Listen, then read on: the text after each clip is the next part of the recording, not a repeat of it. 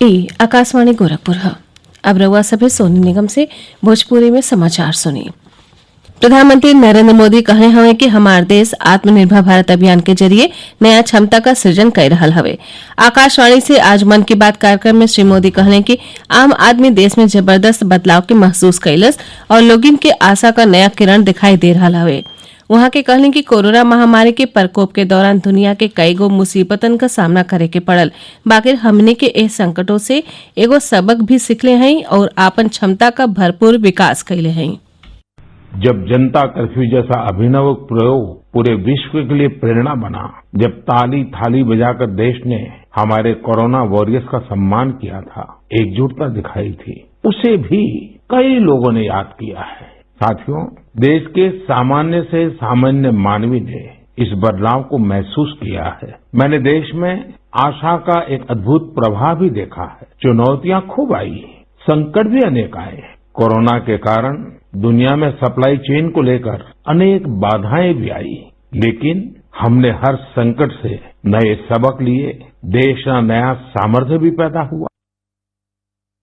प्रधानमंत्री कहले कि अब भारत के लोग दुकानदारन से मेड इन इंडिया सामान का मांगे करे लागल हवे, जवन लोगिन के मानसिकता में बढ़न बदलाव का संकेत हवे। वहां के कहले कि भारत के लोगिन के सोच में ई बदलाव पिछला एक साल में आयल हवे। प्रधानमंत्री कहले कि एह बदलाव के आंकल आसान नहीं हवे और अर्थशास्त्रियों अपने पैमाना पर एके तौली नाही पा रहल हवे। श्री मोदी कहले कि हम नया साल पर कई गो संकल्प लेला और एह साल हमें जवन संकल्प लेवे के हुए वो निश्चय ही देश खातिर होके के चाहिए। प्रधानमंत्री कहले कि आज समय आ गयल हवे जब हमनी के श्रेष्ठ गुणवत्ता का सामान तैयार करे के हवे। वहां के स्टार्टअप्स और उद्यमियों से इस दिशा में कार्य करे का अपील कैली।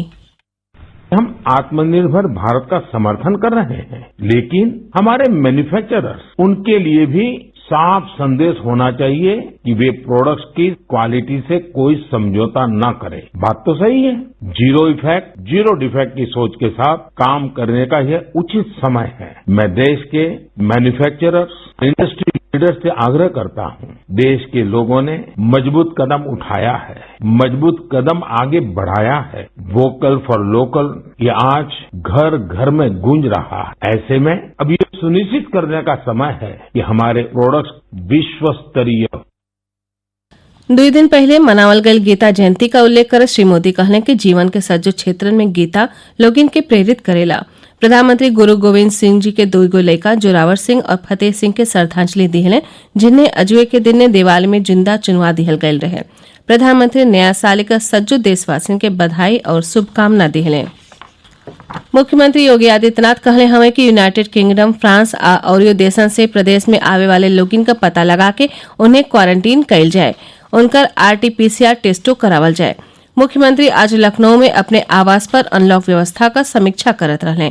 वहां के कहने कि प्रदेश में कोविड-19 से संबंधित RT-PCR और रैपिड एंटीजन टेस्ट पुरहर क्षमता के साथ ही कैल जाए।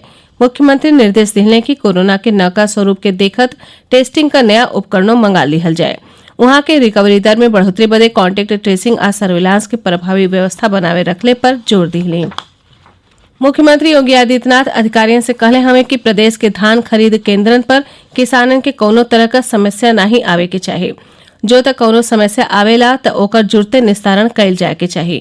वहां के सज्जो नोडल अधिकारियों के निर्देश दिले कि वो किसानन के सहूलियत पदे रणनीति तैयार करें। लखनऊ में अपने आवास पर एगो उच्च स्तरीय बैठकी के संबोधित करत वहां के धान खरीद केंद्रन में अनियमितता करे वालन के खिलाफ कड़ेर कार्रवाई कैले कर निर्देश दिले। किसान संघ मंगर के भिन्न 11 बजे सरकार के साथ अगला दौर के बातचीत बदे राजी हो गये हवे। स्वराज इंडिया के अध्यक्ष योगेंद्र यादव काली बतौले कि कृषि कानून के विरोध में आंदोलन कर रहा सज्जो किसान संगठन के प्रतिनिधि सरकार के साथ एगो औरियो दौर का बातचीत कैले का फैसला ले ले हुए। केंद्र सरकार मंगर के आंदोलनकारी किसान संगठन के चिट्ठी लिख के उन्हें फिर से बातचीत बदे आमंत्रित कैले रहे। कृषि मंत्रालय में संयुक्त सचिव विवेक अग्रवाल किसानन के सज्जो मुद्दन पर बातचीत कैले और उनका समाधान निकाले बदे सरकार का प्रतिबद्धता दोहरावले हवे। केंद्रीय माध्यमिक शिक्षा बोर्ड के 2021 बदे परीक्षा का तारीख बेफे के घोषित कैल जाये। CBSE हर साल फरवरी और मार्च के महीना में बोर्ड परीक्षा आयोजित करेला और नवंबर में परीक्षा कार्यक्रम का घोषणा करेला। हालांकि इस साल कोविड महामारी के नाते बोर्ड परीक्षा के कार्यक्रम में देरी कइल गयल हो। सीबीएसई बोर्ड परीक्षा फरवरी के बाद ऑफलाइन तरीका से आयोजित कइल जाइ हैं। एकरे साथ ही भोजपुरी समाचारन का ई बुलेटिन पूरा भइल। नमस्कार।